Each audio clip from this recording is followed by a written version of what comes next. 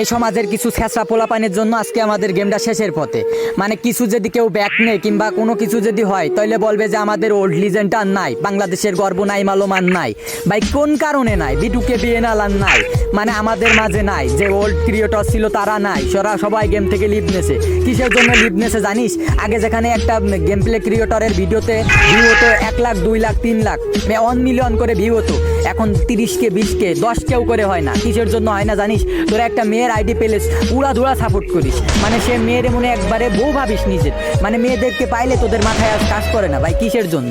যারা ভালো game play করে তাদেরকে একটু সাপোর্ট কর, তাদের ভিডিও দেখ।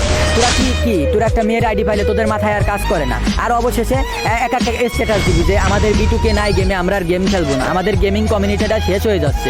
ভাই তোদের এই কারণেই তো গেমিং কমিউনিটি শেষ হয়ে যাচ্ছে। যার গেম প্লে নাই, টিকটকে 2 দিন হলো না একটা মেয়ে আইছে, তার গেম প্লে বলতে কিছু নাই, ইউএমপিতে যাতা মারে 6 দিনে 6000 ফলোয়ার্স বানাইছে। কেমনে কি একটা মেয়ের কেন তোরা এমন সাপোর্ট করতেছিস?